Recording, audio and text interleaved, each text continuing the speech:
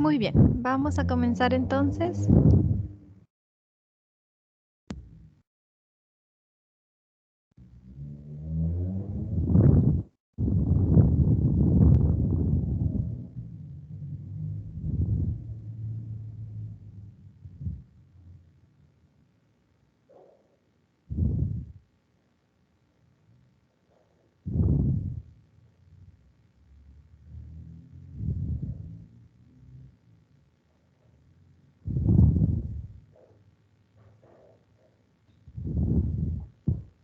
Me dicen si pueden ver la pantalla.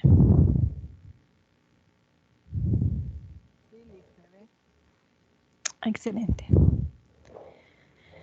Bien, muy bienvenidos para esta tutoría. Esta es la tutoría virtual 4. Vamos a estar viendo los contenidos sobre formulación de hipótesis y diseño de la investigación. Ya ahora ustedes van a entregar el segundo avance, si no es que ya lo entregaron, que hablaba sobre el marco teórico que estaba enfocado al desarrollo de la perspectiva teórica. Después de esta entrega, pues ya vamos a empezar a entregar la parte de la metodología de la investigación. Y recuerden que en esta parte, cuando ustedes hablen sobre el alcance de la investigación, van a empezar a hablar sobre lo que vimos en la tutoría virtual anterior, ¿verdad? ¿Qué alcance tiene su investigación? Si es exploratoria, si es descriptiva, si es correlacional, si es causal o si tiene la combinación de uno o varios alcances. Y también van a incluir en esta parte la formulación de hipótesis y el diseño de la investigación, que es exactamente lo que vamos a ver en esta tutoría para que ya se vayan preparando para la entrega del próximo avance. Entonces, ¿qué vamos a ver ahora? Ahora vamos a hablar sobre la formulación de hipótesis, también vamos a ver qué es el diseño de la investigación, vamos a hablar sobre los tipos de diseño de investigación, sobre el diseño experimental y sobre el diseño no experimental. Y por último, vamos a ver cómo se relacionan los alcances de investigación con el tipo de diseño que nosotros definimos. Recuerden que, como dijimos desde el principio, la investigación lleva un hilo que debemos seguir. Desde el planteamiento del problema hasta este momento, todo está relacionado. Al principio, cuando hablamos del planteamiento del problema, vimos cómo las preguntas de investigación se relacionan con nuestros objetivos y los objetivos se relacionan con el alcance de nuestra investigación, es decir, qué tipo de investigación vamos a hacer. Y en este punto vamos a ver que también las hipótesis se relacionan con el alcance que hemos definido y el diseño de la investigación también se relaciona con el alcance de nuestra investigación. Por tanto, en este momento que ustedes van a hacer la entrega del tercer avance, tienen que pensar muy bien cómo formularon sus objetivos, en qué nivel de complejidad lo formularon y cuál es el alcance de su investigación. Es decir, su investigación es descriptiva, van a buscar describir las características de las variables, plantearon correlaciones, tratan de explicar causas, porque desde ese punto van a partir en este momento para formular sus hipótesis y decidir el diseño de su investigación. Durante la tutoría, si tienen alguna pregunta, pueden hacerlo, vayan tomando notas porque esto les va a servir mucho, como les digo, para esta entrega. Vamos a comenzar hablando entonces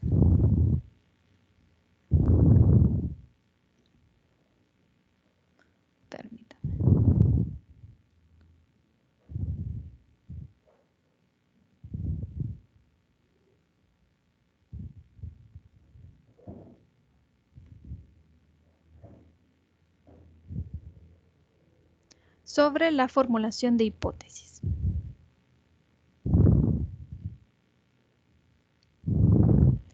Primero vamos a responder esa pregunta. ¿Qué son las hipótesis? ¿A quién le gustaría comentarnos? ¿Qué cree que son las hipótesis de investigación?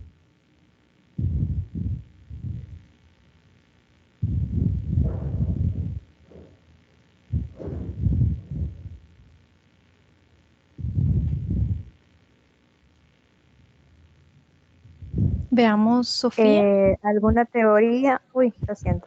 Ah, no, dele, vamos. Ok, decía alguna teoría, o mejor dicho, un parámetro al cual nosotros creemos que la investigación puede llegar a culminar. Muy bien, Lisbeth. Una teoría. En este punto no es una teoría bien definida, pero puede convertirse en una teoría. Entonces, ¿qué es nuestra hipótesis? Es una explicación tentativa de la relación entre dos o más variables. Fácil de entender, es una suposición que nosotros hacemos. ¿De qué? ¿De qué estamos suponiendo? Bueno, es una suposición o un supuesto que va a responder a nuestra pregunta de investigación. Y nosotros nos preguntamos, pues, ¿cómo podemos saber en este punto, si todavía no hemos recolectado datos ni hecho ningún análisis estadístico, conocer la respuesta de nuestra pregunta de investigación y decir, nosotros suponemos como investigadores que esta es la respuesta de la pregunta de investigación? Bueno, ¿cómo hemos hecho una revisión de la literatura y en el marco teórico hemos planteado teorías que hemos investigado de otras investigaciones? Ahora nosotros podemos decir, bueno, según lo que hemos investigado, la revisión de la literatura que hemos hecho, esta es nuestra hipótesis. Suponemos que esta es la respuesta de nuestra pregunta de investigación. Las hipótesis son de mucha importancia en las investigaciones cuantitativas. Ahora que ustedes van a plantear sus hipótesis, ustedes saben que van a ser suposiciones. ¿Cuándo se vuelven teoría? Bueno, estas hipótesis se pueden convertir en una teoría después de probarlas estadísticamente y con muchas investigaciones, ¿verdad? No podemos decir que un proyecto como el de ustedes va a generar una teoría, porque para que se convierta en una teoría, pues tiene que probarse una y otra vez en diferentes investigaciones para ver que realmente se repite y se repite la misma suposición, ¿verdad? Que se da y que no cambian los resultados. Pero sí, las hipótesis pueden volverse teorías. Así que ustedes van a plantear sus hipótesis en base a las preguntas de investigación que han hecho y en base a los objetivos que ustedes han planteado. Las hipótesis se van a relacionar con el alcance de investigación que ustedes elijan para su trabajo, dependiendo cómo plantearon sus objetivos. Por ejemplo, si ustedes han planteado un alcance exploratorio, dijimos que el alcance exploratorio es para aquellas investigaciones que no tienen mucha información, son fenómenos que han sido poco estudiados, no se conocen mucho o es un problema nuevo. Entonces, en un alcance exploratorio, pues no formulamos hipótesis. ¿Por qué? Porque es algo nuevo. No hay una revisión de literatura que podamos hacer donde veamos teorías en base a las cuales podamos sacar nuestro supuesto o nuestra supuesta respuesta a la pregunta de investigación. No lo tenemos porque este sería el primer abordaje de ese problema. Por tanto, no formulamos o normalmente no formulamos hipótesis. En el caso de que tengamos un alcance descriptivo, podemos formular hipótesis, pero recordemos que en el alcance descriptivo nuestro objetivo es describir las características de la variable. No vamos a ir más allá. Dijimos que el exploratorio y el descriptivo son los que tienen el nivel más bajo de complejidad en el caso de investigaciones cuantitativas. Por tanto, el punto del análisis solo presentaríamos estadísticas descriptivas.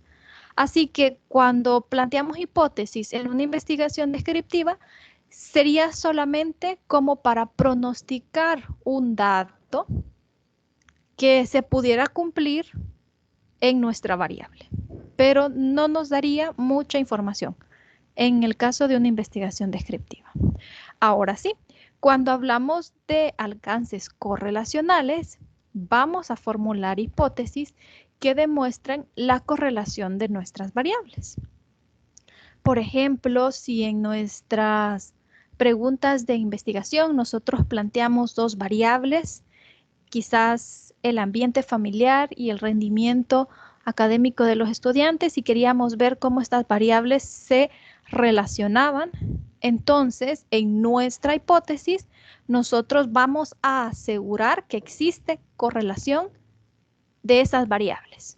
Nosotros hicimos la pregunta, ¿existe o en qué medida se corresponde el ambiente familiar en que viven los estudiantes con su rendimiento académico de tal y tal lugar? Y especificamos una pregunta bien específica. Entonces ahora en nuestra hipótesis, porque nuestra pregunta es correlacional, nuestra hipótesis también es correlacional, ¿verdad? Y afirmamos que existe una relación entre el ambiente familiar que viven los estudiantes con su rendimiento académico. Esa sería y se conocen como hipótesis de investigación. Ya lo vamos a ver con detalle más adelante y también vamos a ver algunos ejemplos.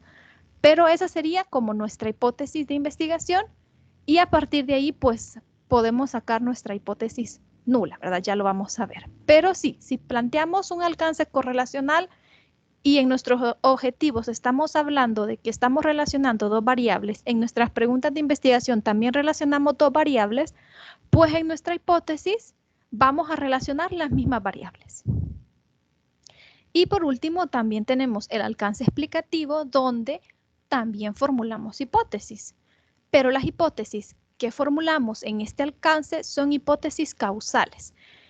En el estudio correlacional planteamos hipótesis correlacionales donde solo nos interesa ver la correlación entre las variables. Recuerden que en estudios correlacionales no hablamos de causalidad, pero en estudios explicativos sí, formulamos hipótesis causales y ahora sí buscamos determinar la causa. Y ya ahora diríamos, esta variable es la causa de esta otra variable. O queremos ver el efecto de esta variable está causando este efecto en esta otra variable. Y ahí tendríamos una hipótesis causal que estaría para un alcance explicativo. Dijimos que el alcance explicativo es el mayor nivel de complejidad, ¿verdad? Entonces, el correlacional, digamos, intermedio, exploratorio y descriptivo, el más sencillo. Estas son las hipótesis que podemos plantear según el alcance que nosotros hemos definido. ¿Qué tipo de hipótesis tenemos? Bueno, tenemos hipótesis de investigación. Las hipótesis de investigación van a ser ya sea descriptivas, correlacionales, de diferencia de grupo o pueden ser causales. Como vimos, dependiendo del alcance, así van a ser nuestras hipótesis. Si el alcance era descriptivo, vamos a hacer una hipótesis de investigación descriptiva. Si el alcance es correlacional, vamos a hacer una hipótesis de investigación correlacional. Si nuestra investigación es correlacional, también puede ser una hipótesis de investigación de diferencia de grupo, dependiendo del diseño que querramos para nuestra investigación. Y si es explicativo, puede ser de diferencia de grupos también para alcance explicativo o puede ser causal. Entonces, todas se llaman hipótesis de investigación y están clasificadas pues dependiendo del alcance que nosotros hayamos definido en nuestra investigación. Tenemos también las hipótesis nulas y las hipótesis nulas pues son las mismas hipótesis de investigación, lo único que las expresamos de forma negativa. Recuerden, y esto es importante, las hipótesis de investigación siempre son positivas y las hipótesis nulas son la forma negativa de las hipótesis de investigación. También tenemos hipótesis alternativas que son opciones, son similares a las hipótesis de investigación, pero nos abarcan otras opciones que no hemos considerado en la hipótesis de investigación y en la hipótesis nula. No todas las investigaciones son necesarias que planteemos una hipótesis alternativa, pero sí es necesario que planteemos hipótesis de investigación e hipótesis nula, que sería básicamente la negación de la hipótesis de investigación. Las hipótesis alternativas, pues no es necesario que las planteemos a menos que consideremos que son necesarias, que necesitamos abarcar otra alternativa en nuestra suposición que no se abarca con la hipótesis de investigación.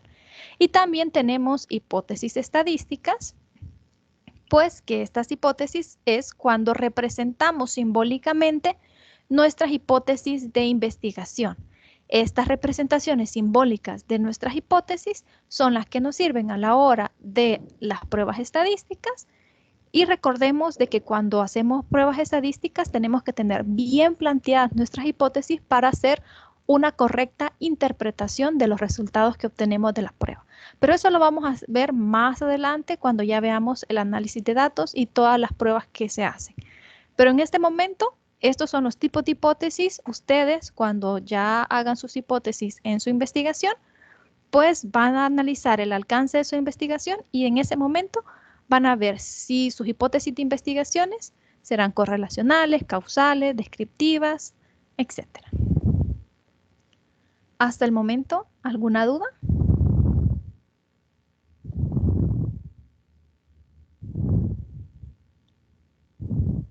Vamos bien, muy bien. Vamos a ver unos ejemplos de algunas hipótesis. En el caso de investigaciones descriptivas, ya dijimos, hipótesis descriptivas normalmente si las planteamos, recuerden, si las planteamos en un estudio con alcance descriptivo, van a ser solamente para predecir un dato. Por ejemplo, hipótesis de investigación.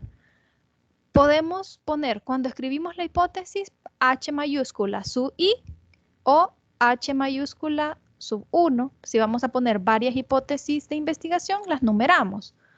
Le ponemos 0 cuando es la hipótesis nula. Recuerden eso a la hora de presentar su avance, ¿verdad? Y que es de investigación, si solo van a presentar una y si van a presentar varias hipótesis, las numeran. Entonces aquí tenemos H sub 1, que es una hipótesis de investigación descriptiva y nos dice que la deserción escolar aumentará un 20% en el próximo año. Está pronosticando un dato, simplemente tiene un alcance descriptivo. Solo se quiere describir la variable, que es la deserción escolar, y a partir de los análisis estadísticos que se hagan, se está pronosticando que esto puede pasar. Bueno, podemos comprobar si eso pudiera ser así o no. Otra hipótesis descriptiva sería que el promedio de las notas de los estudiantes estará entre 7 y 8. Estamos pronosticando un dato que puede ocurrir, es un supuesto para una investigación descriptiva. También tenemos hipótesis correlacionales. Dijimos que para el alcance correlacional ahora podemos establecer relaciones entre variables.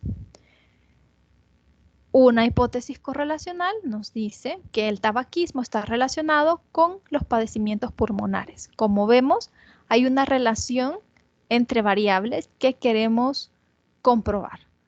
Otra hipótesis correlacional, a mayor cantidad de horas de estudio, mayores notas en los exámenes.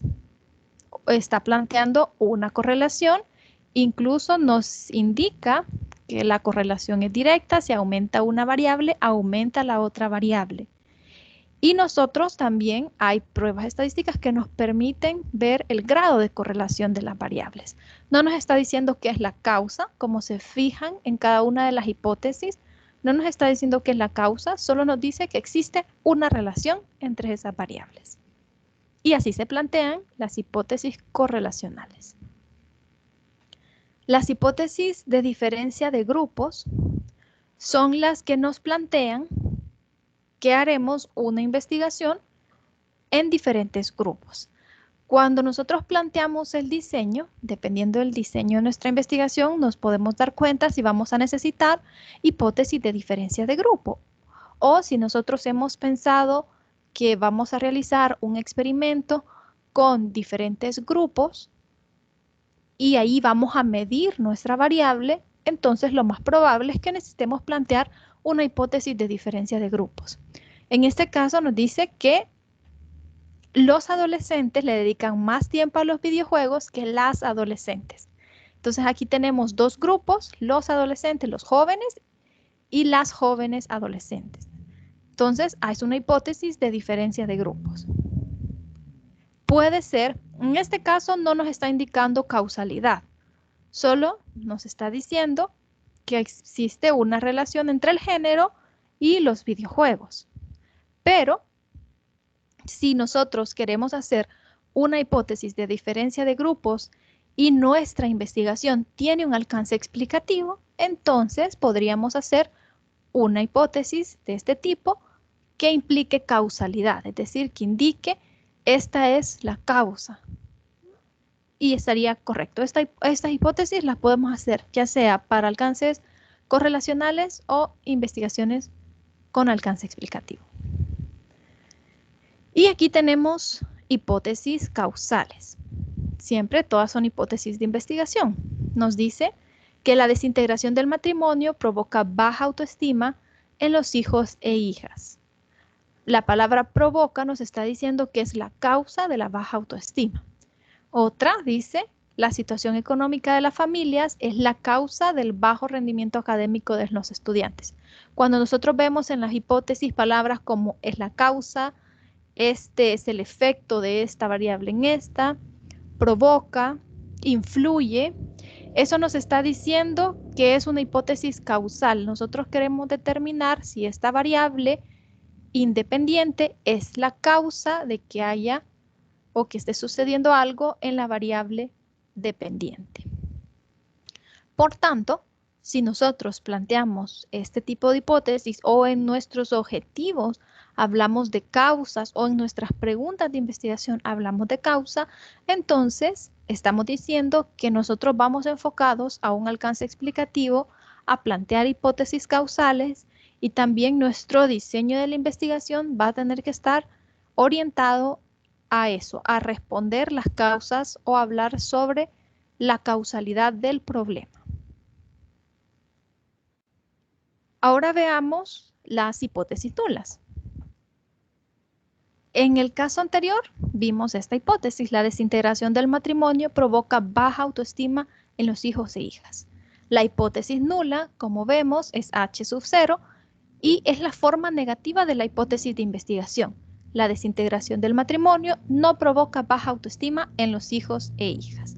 ¿Por qué es importante que planteemos correctamente nuestras hipótesis? Porque cuando hacemos nuestras pruebas estadísticas, lo que nos indican ciertas pruebas es si vamos a rechazar la hipótesis nula o no lo haremos. Por tanto, tenemos que tener bien planteada nuestra hipótesis nula y saber que la hipótesis nula es la forma negativa de la hipótesis de investigación. Y por último, dijimos que íbamos a ver también podían existir hipótesis alternativas.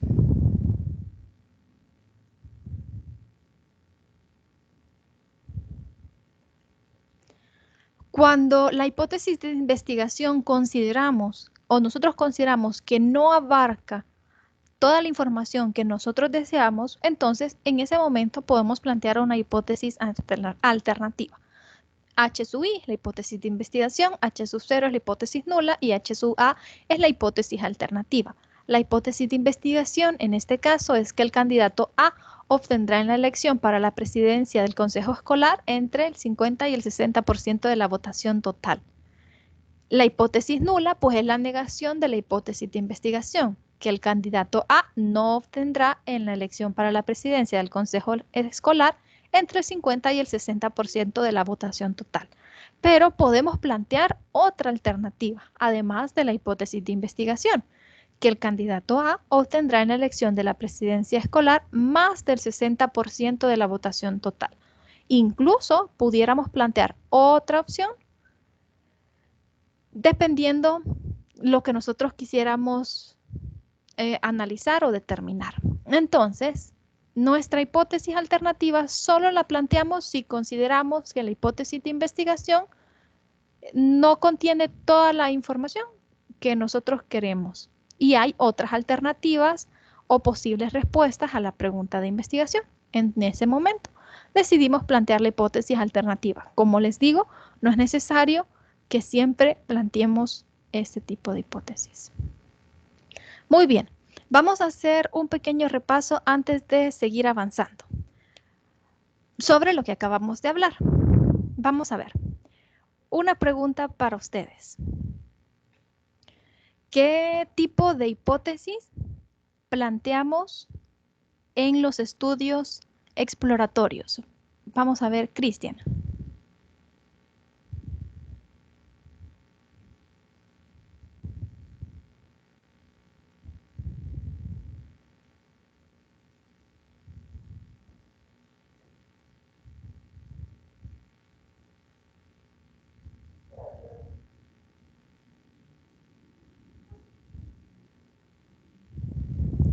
A ver, Sofía, ayúdele. Bueno, usted explicaba de que no se planteaba, porque como es una investigación exploratoria, es algo nuevo que descubrir, entonces no se hacía. Excelente, muy buena respuesta, correcta. ¿Qué son las hipótesis nulas, Lisbeth?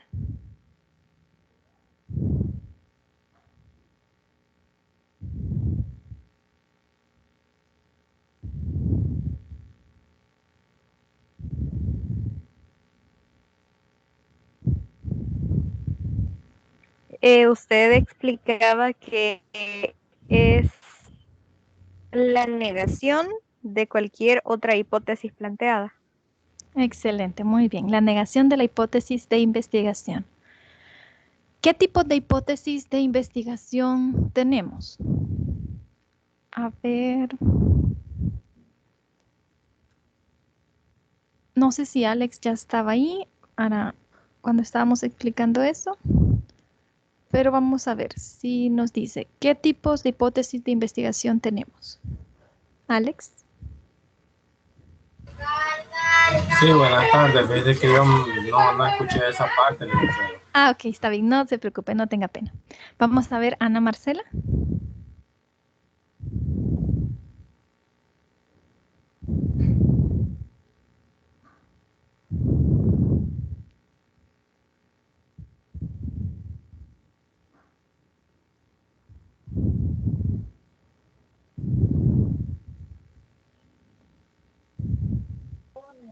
Díjole que habían correlacionales. Muy bien. También mencionó que habían hipótesis descriptivas. Muy bien.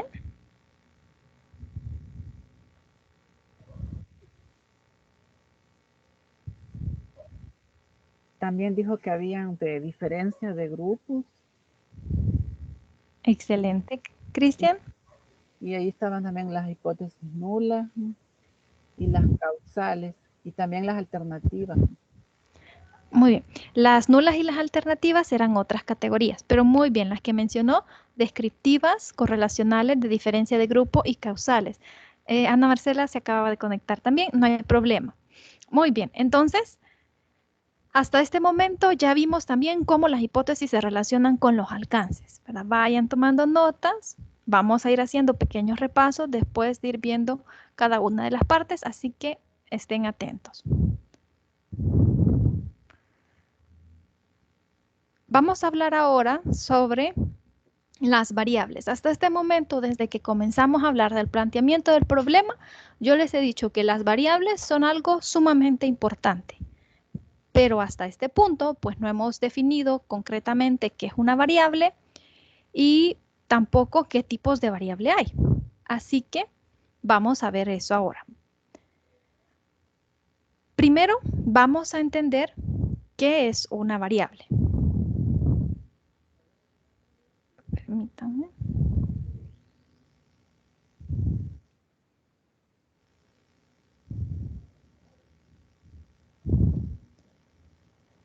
Vamos a decir que una variable es una propiedad o un atributo cuyo valor cambia. Como matemáticos, quizás estamos muy relacionados o entendemos muy bien el concepto de variable. Normalmente, cuando empezamos a ver álgebra, nos dicen, esta letra X puede tomar cualquier valor dependiendo del conjunto numérico al que pertenezca. Por ejemplo, si pertenece a los naturales, puede tomar cualquier valor entero positivo. Y así es un valor que puede cambiar. Pues lo mismo aquí en las investigaciones. Una variable es una propiedad cuyo valor va a cambiar. Las variables pueden ser de diferentes tipos. ¿Qué tipo de variables tenemos? Bueno, tenemos variables cualitativas y variables cuantitativas. Recuerden, no importa que nuestro enfoque sea cuantitativo y que nuestras variables sean cualitativas. No, nosotros podemos usar variables cualitativas aunque estemos en un enfoque cuantitativo. Incluso hay pruebas estadísticas que nos permiten medir correlaciones entre variables cualitativas. Así que, si nosotros en nuestra investigación hemos definido variables cualitativas, ¿qué tipo de variables pueden ser? Bueno, pueden ser cualitativas nominales o pueden ser cualitativas ordinales. Las cualitativas nominales no importa el orden. Por ejemplo, una variable, el género de un grupo de personas. Cambia. ¿Por qué? Porque pueden ser hombres o mujeres. Entonces, es una propiedad que toma diferentes valores. Eso es una variable. Ahora, es nominal porque no hay un orden. O sea, es hombre o mujer. No nos interesa que lleve un orden. O el estado civil de un grupo de personas. Soltero, casado, divorciado. No hay un orden, ¿verdad? Solo están las categorías en las que puede medirse la variable, pero no específicamente tiene que llevar un orden. En el caso de las ordinales, ahora sí, estas variables sí nos interesa que tengan un orden. Esa es la diferencia. Siempre son cualitativas, porque no vamos a almacenar en ellas datos numéricos. Por eso son cualitativas. Esa es la diferencia con las cuantitativas, que en ellas no vamos a almacenar datos numéricos. Las respuestas o los datos que almacenamos en esas variables van a ser, por así decirlo, cualidades, ¿verdad? ¿Es hombre o mujer? ¿O es soltero, casado, divorciado? ¿Verdad? No son números. En las ordinales, si nos importa el orden, por ejemplo, si estamos hablando de la clase social, quizás nosotros definamos baja, media, alta, si nos interesa el orden, por tanto es ordinal, o el grado de escolaridad, tiene educación básica, educación media, universitaria, ¿verdad? Si nos interesa el orden o el orden en que van, sí importa. Por tanto, ahí tenemos esos tipos de variables. Desde ya, ustedes han planteado variables en su investigación, pero quizás hasta este punto no se han preguntado qué tipo de variables son. Ahora que ustedes ya saben que las variables pueden ser así, cualitativas o cuantitativas, es hora de preguntarse qué tipo de variables tengo yo en mi investigación, porque eso tendrá mucha influencia a la hora de probar las hipótesis. Ahora vamos con las cuantitativas. Las variables cuantitativas pueden ser discretas o continuas. Estas variables sí almacenan números. Las discretas son las que almacenan cantidades enteras y las continuas pues incluyen decimales. Por ejemplo, si estamos hablando de variables discretas, quizás la cantidad de personas en una sala de espera en diferentes días. Cantidad de personas son números enteros, ¿verdad? No podemos decir la mitad de una persona, son números enteros. Entonces, las variables discretas son aquellas que van a almacenar números, los números que se usan para contar, números enteros. Y las variables continuas, pues ahora sí, pueden ser decimales. El peso de un grupo de niños. Bueno, puede almacenar, ese niño puede pesar 10.5 kilogramos, el otro 8.3 kilogramos. Son variables cuantitativas continuas o las notas de un grupo de estudiantes.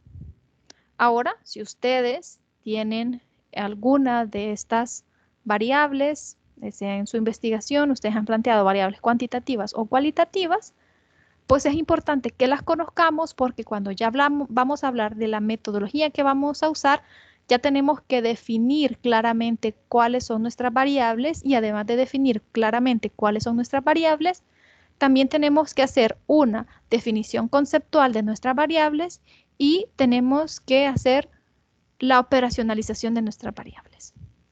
Cuando hablamos sobre definición conceptual de nuestras variables, esperemos, saltamos esa parte.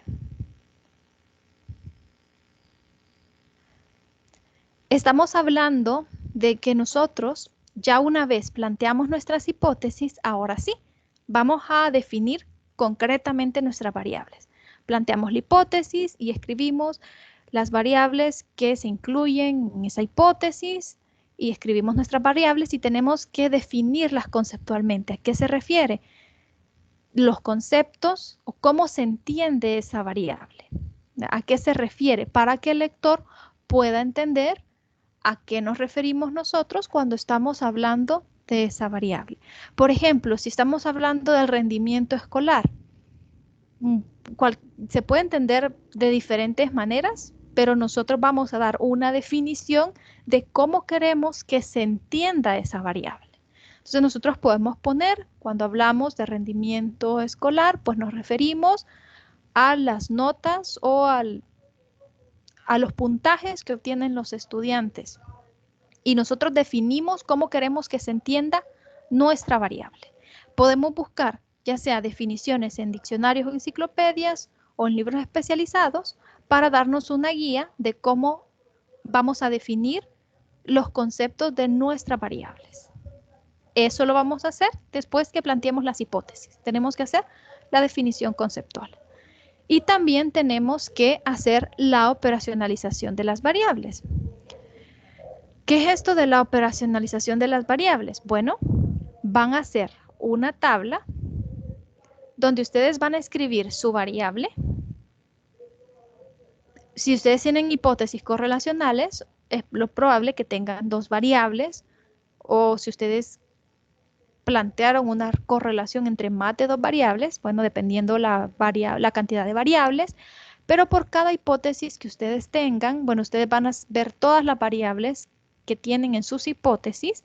Puede ser que hayan planteado diferentes correlaciones o que algunas variables se repitan en alguna hipótesis porque la quieran correlacionar con otra variable, no hay ningún problema, pero ustedes van a ver todas las variables que tienen, las van a definir conceptualmente, como dijimos, una definición para que se entienda qué queremos que el lector entienda con esa variable. Y ahora después vamos a hacer, ponemos operacionalización de las variables y vamos a hacer una tabla. En esa tabla vamos a escribir primero la variable y después las dimensiones en las que vamos a medir esa variable. Entendamos el ejemplo. Por ejemplo, aquí dice el nivel de delincuencia. ¿En qué dimensiones vamos a medir esa variable? Porque cuando hablamos de delincuencia, pues es muy amplio. Entonces nosotros tenemos que especificar las dimensiones en las que vamos a medirla. Solo la vamos a medir con delitos contra la propiedad y delitos contra personas. Ya definimos dos dimensiones en las que vamos a medir esta variable y en cada dimensión vamos a sacar indicadores. Es decir, en la primera dimensión, hablando de delitos contra la propiedad, ¿cuál sería un indicador para nosotros? La cantidad de robo de vehículos. Obviamente, pues todo está bien delimitado, ¿verdad? En nuestra investigación ya explicamos geográficamente dónde se va a llevar a cabo, específicamente todo, ¿verdad? Aquí solo queremos indicar cómo vamos a medir la variable específicamente en esa dimensión. Otro indicador, la cantidad de robos en casa. ¿Por qué? Porque estamos hablando de delitos contra la propiedad. La cantidad de grafitis y muros pintados. Entonces, así con estos tres indicadores vamos a medir nuestra variable. Esta variable en esta dimensión. Ahora con esta otra dimensión, delitos contra las personas. Ahora vamos a fijarnos en la cantidad de robos con violencia, los asaltos, la cantidad de delitos sexuales, la cantidad de hurtos o la cantidad de homicidios. Entonces ahora tenemos estos indicadores para esta dimensión de esta variable. Esta parte es muy importante que la hagamos antes de pensar en hacer nuestros instrumentos. ¿Por qué? Porque cuando nosotros vamos a hacer ya un cuestionario para pasarlo a nuestra muestra o a nuestra población, si vamos a trabajar con toda la población, entonces de cada indicador va a salir una pregunta. Entonces nosotros vamos a poner todos nuestros indicadores y de los indicadores van a salir las preguntas. Porque así nos estamos asegurando que con las preguntas que estamos haciendo en nuestro instrumento, estamos midiendo nuestra variable. Si nosotros nos saltamos este paso y hacemos el instrumento sin operacionalizar las variables, entonces cuando nosotros veamos los resultados del instrumento y veamos nuestras variables, vamos a darnos cuenta que no tienen relación, porque no pensamos en las variables a la hora de hacer las preguntas. Por tanto, anoten allí, antes de hacer el instrumento, vamos a operacionalizar las variables porque de los indicadores van a salir las preguntas del instrumento.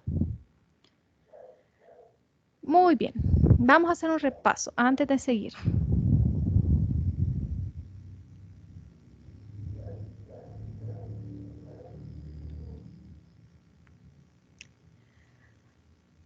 Veamos, Ana Marcela, ¿qué es una variable?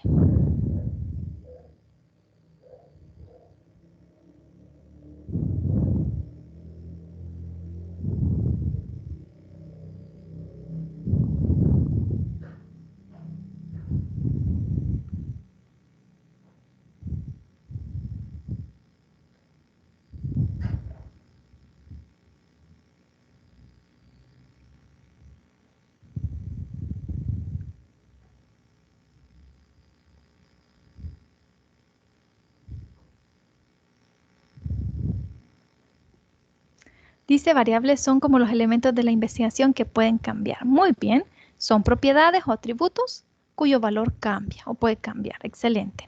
Veamos, Sofía, ¿qué tipos de variables tenemos?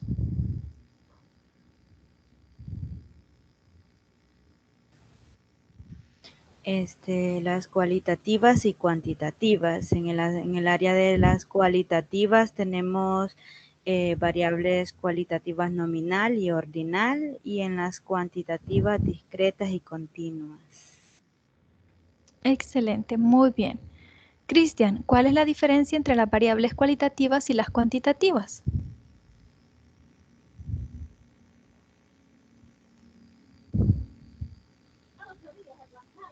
Las cualitativas se refieren a describir por medio de cualidades o características, y las cuantitativas, esas se basan de datos estadísticos. Muy bien, las cualitativas guardan cualidades, ¿verdad? O características, y las cuantitativas guardan números, ¿verdad? En ellas, por así decirlo. Veamos, Alex, ¿podemos utilizar variables cualitativas en una investigación con un enfoque cuantitativo?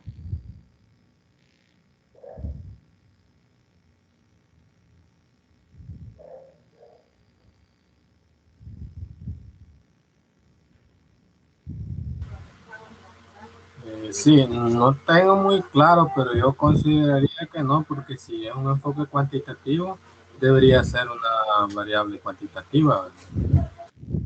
Muchas gracias. Veamos, ¿alguien más? Vamos a ver qué opinan los demás. ¿Podemos, qué creen ustedes, usar variables cualitativas en una investigación con enfoque cuantitativo?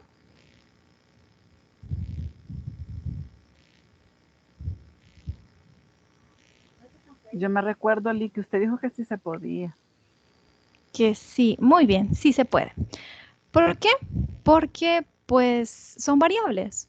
Es cierto que nuestra investigación es con enfoque cuantitativo, pero nosotros podemos usar variables cualitativas, tenemos quizás correlación entre variables cualitativas y vamos a hacer una prueba de chi cuadrado que nos va a determinar la correlación de esas variables cualitativas y vamos a poder hacer nuestra prueba de hipótesis. No hay ningún problema usar variables cualitativas. En un enfoque cuantitativo normalmente se hace. ¿Qué es la definición conceptual de las variables? Lisbeth.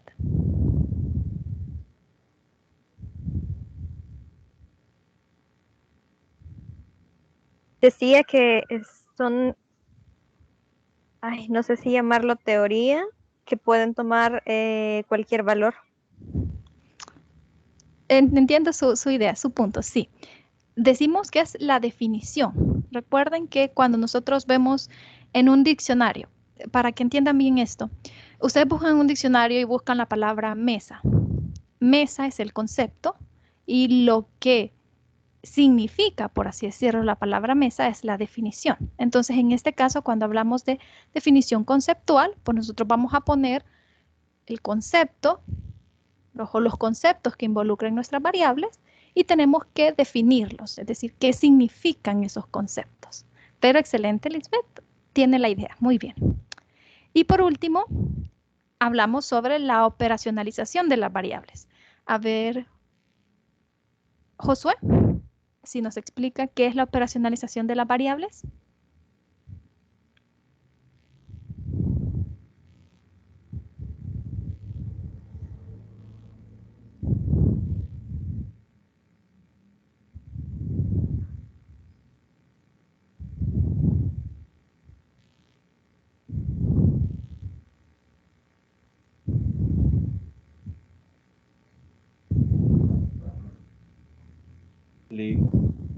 Hola, sí, Vladimir.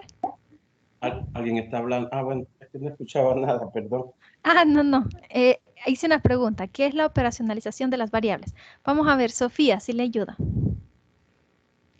Bueno, usted explicó de que era una tabla que tenemos que hacer en base a las variables que tenemos en la investigación. Si tenemos 2 variables, entonces vamos a partir de esas variables y luego vamos a sacar una dimensión. Por ejemplo, usted ponía el ejemplo de la delincuencia.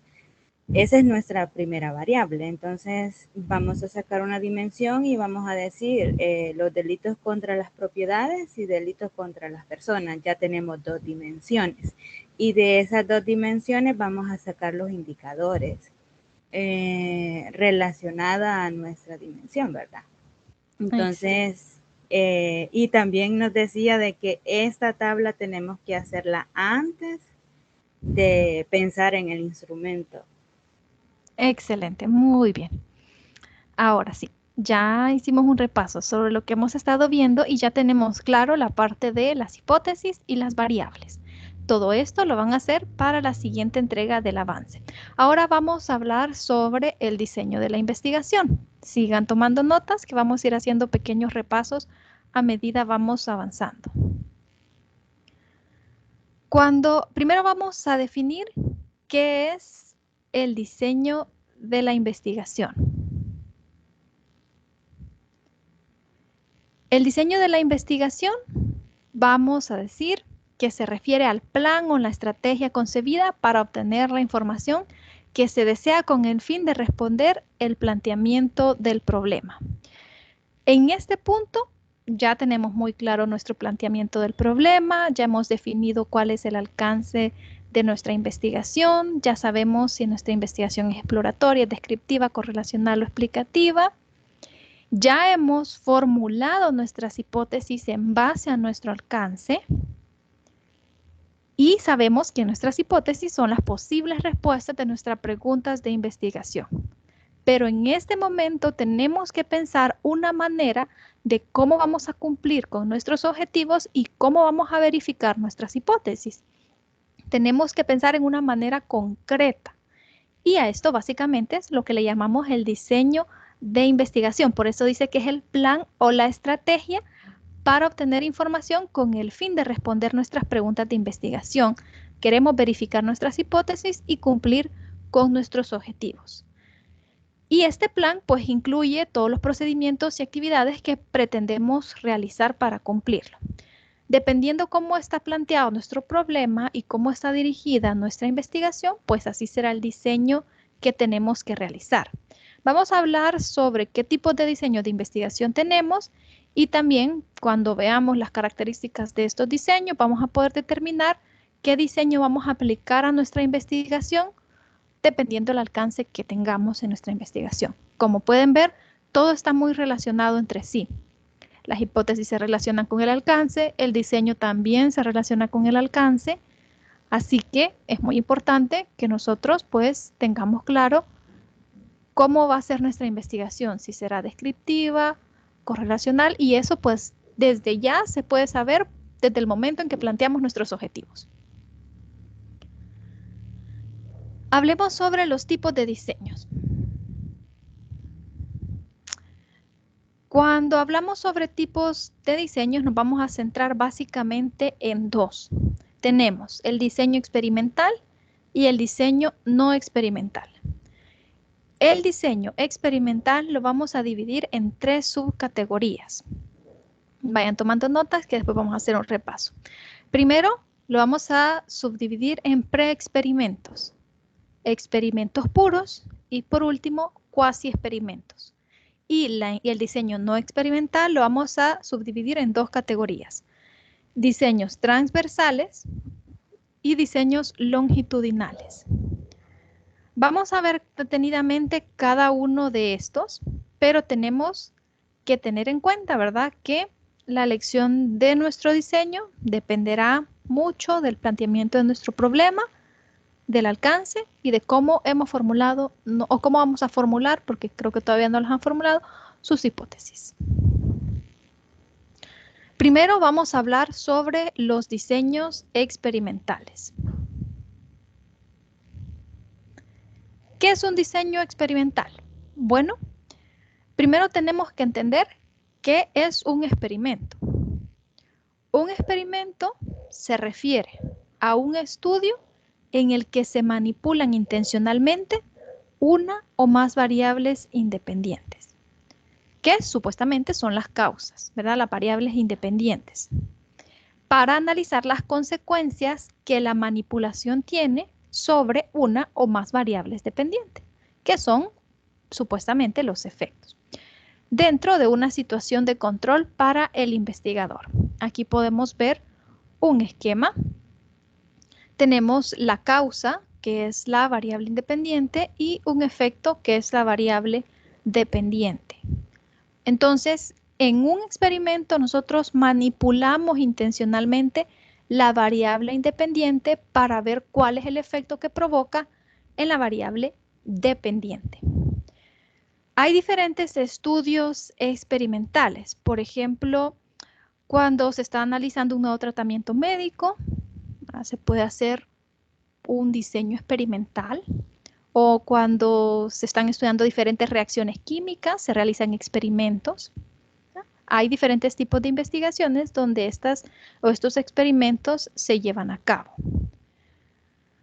Ahora pensemos, nos dice que en un experimento hay una causa o una variable independiente que vamos a manipular y una variable dependiente que vamos a medir para ver el efecto que está causando la variable independiente. ¿En qué alcance dirían ustedes que podemos plantear un diseño experimental si estamos hablando de causalidad?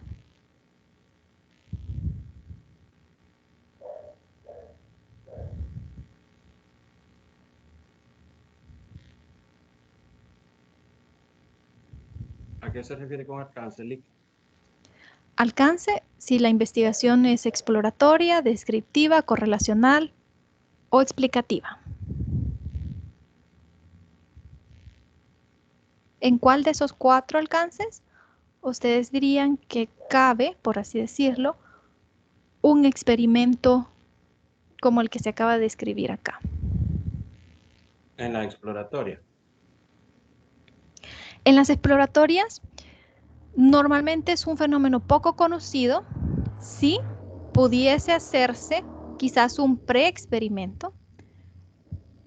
Ya vamos a ver eso. Pero como tal, quizás un experimento puro, no. Sería más en un alcance explicativo. Pero sí, en una exploratoria podríamos hacer un preexperimento por ahí. Ya vamos a ver por qué. Pero un diseño experimental con un experimento puro lo hacemos más que todo en alcances explicativos. ¿Por qué? Porque dijimos que en alcances explicativos buscamos causas. Queremos saber la causa de este problema. Entonces, cuando estamos hablando de que queremos saber la causa, pues lo más probable es que tengamos que hacer un experimento puro para poder determinar las causas en un alcance explicativo. ¿Hola? Ese es mi caso, Lick.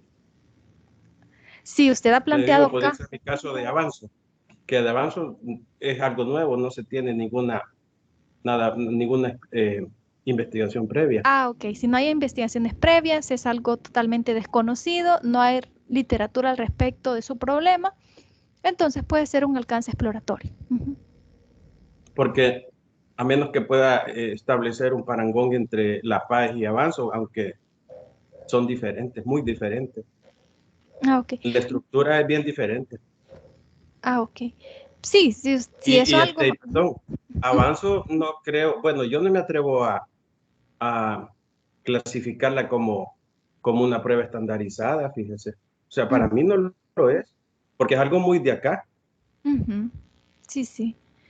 En su revisión de literatura, quizás ahí se dio cuenta, cuando hizo la revisión para el marco teórico, que no había mucha literatura al respecto. Entonces es probable que desde ese momento usted vaya pensando en que puede enfocarlo, ya sea un alcance exploratorio o un alcance descriptivo, si su objetivo al final es simplemente describir, ¿verdad? Quizás no encontrar algo nuevo, sino describir el problema que está pasando y las variables. Gracias. Muy bien. En este caso estamos hablando de causalidad, de causas, y que vamos a manipular la variable independiente. Les dije anteriormente cuando hablamos de alcances que cuando hablamos de variable independiente y variable dependiente, estamos en un alcance explicativo, porque en correlacional, aunque tenemos variables y planteamos correlaciones de variables, no hablamos de variable independiente y variable dependiente. Eso solo lo hacemos en un alcance explicativo. Entonces, desde ya podemos irnos haciendo la idea a que cuando hablamos de un diseño experimental puro o un experimento puro, vamos por una investigación con un alcance explicativo. ¿Cómo se utiliza un diseño o cuándo se utiliza un diseño experimental? Bueno, veamos los siguientes problemas. Por ejemplo, cuando deseamos determinar la causa de un posible problema que está provocando un efecto. Aquí tenemos un tratamiento médico quizás, un tratamiento psicológico que nos dice que reduce la depresión. Entonces aquí este tratamiento nos está diciendo que está produciendo un efecto sobre la variable dependiente. Esta es la variable dependiente y la variable independiente la vamos a manipular para ver si realmente está produciendo un efecto. Por ejemplo, imagínense que si es un tratamiento, o sea, es una medicina, dice un tratamiento psicológico, pero ustedes imagínense que es una medicina y está esta enfermedad, está la depresión, y ahora se quiere hacer un experimento. Se tienen diferentes grupos, puede ser un grupo experimental al que se le dará el tratamiento, se le aplicará la medicina y un grupo de control al que solo se le dará un placebo. Entonces ahora podemos determinar con este diseño experimental si realmente el tratamiento que se le da está reduciendo o hace una reducción en los síntomas de la enfermedad. Así que cuando nosotros hablamos de un diseño experimental, nosotros vamos a manipular la variable independiente. Siempre recuerden eso, vamos a manipular la variable independiente porque la vamos a aplicar a un grupo experimental y vamos a ver cómo reacciona en base a otro grupo de control. Aquí dice un tratamiento médico mejora la artritis. Entonces podemos pensar en este tratamiento médico y que tenemos varios grupos experimentales, quizás 3, a los cuales les daremos diferentes dosis del medicamento. Vamos a manipular la variable independiente y veremos el efecto que causa sobre la dependiente, que es la artritis o la enfermedad, en los síntomas de la enfermedad. Otro caso dice, un motor revolucionario incrementa la velocidad, un nuevo motor. Entonces manipulamos la variable independiente para ver si está causando un efecto en la dependiente. De esta manera o en este tipo de estudios es cuando utilizamos un diseño experimental, que tenemos una variable independiente que vamos a manipular y una variable dependiente que vamos a medir para ver el efecto que está causando la variable independiente. ¿Cómo se realiza un experimento? Ya hablamos de cuándo lo vamos a hacer, cuando tenemos o estamos buscando las causas del problema, entonces hacemos un experimento. ¿Cómo lo vamos a realizar? 3 requisitos importantes. El primer requisito de un experimento es que la variable independiente es la variable que se manipula. El segundo requisito es que la variable que se mide es la variable dependiente, porque ya dijimos, la variable independiente es la causa y esa es la que vamos a manipular para ver si esa causa provoca o está influyendo en la otra variable, que es la dependiente, pero la variable que vamos a medir es la variable dependiente. Esa es la que vamos a medir después que hemos manipulado la variable independiente para ver si hay un efecto en la otra variable.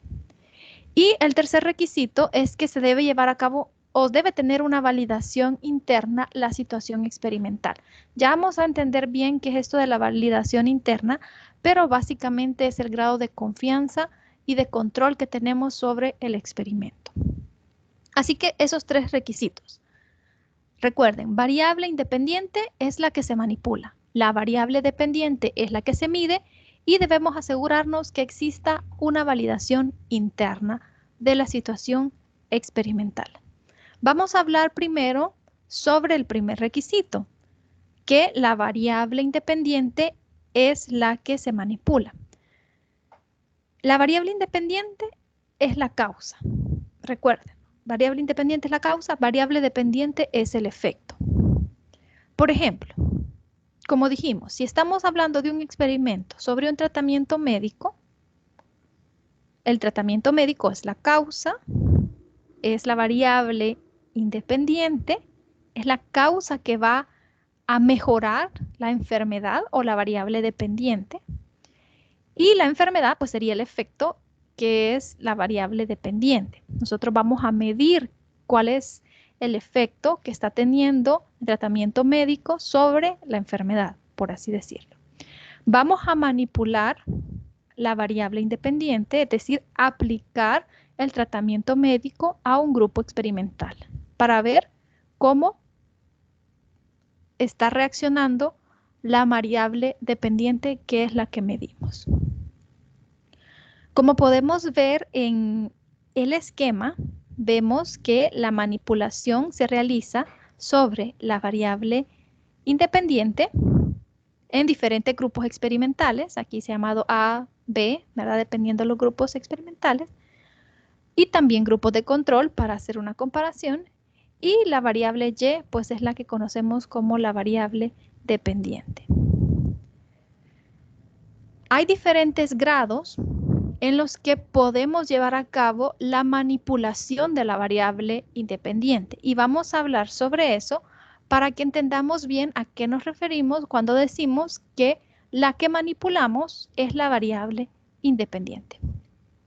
Entendamos esto primero para pasar al siguiente requisito.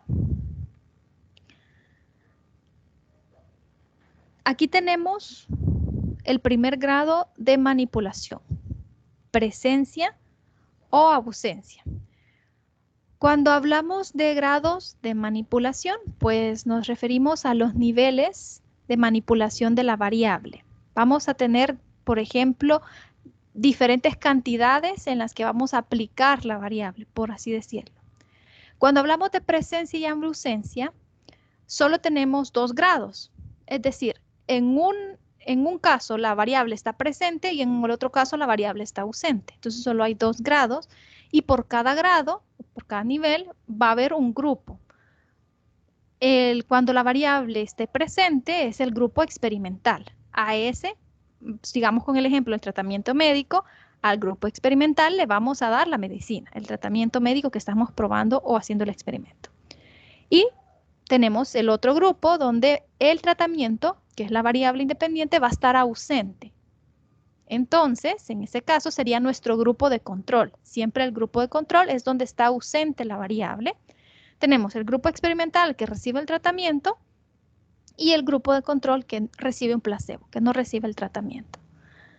Ahora, como dijimos, tenemos dos grados de manipulación, presencia o ausencia. Solo esas dos opciones, presencia o ausencia del tratamiento. Pero puede ser el caso que hayan dos o más de dos grados. Es decir, no queremos solo tener un experimento donde midamos la presencia y la ausencia y en base a eso comparemos, sino que tenemos más de dos grados. Puede ser que, siempre con el ejemplo del medicamento, queremos ver cómo este medicamento, si le damos 5 miligramos, cómo afecta a la variable dependiente. si le damos 10 miligramos o si le damos 15 miligramos. Entonces tendríamos 3 grupos experimentales, ¿verdad? A un grupo experimental se le darían 5 miligramos, a otro grupo se le darían 10 miligramos y al tercero se le darían 15 miligramos del medicamento, hipotéticamente, ¿verdad? Como ejemplo. Entonces tenemos más de 2 grados porque vamos a manipular la variable de 3 formas. Tendríamos 3 grupos experimentales. Entonces tendríamos 3 grados de manipulación de la variable. Pero no solamente puede haber manipulación en grados, es decir, como en cantidades, digamos, que aplicamos la variable, sino que también pueden ser modalidades. Cuando hablamos de modalidades, pues nos referimos específicamente a categorías, por así decirlo. Imaginémonos que estamos hablando, permítanme un momento.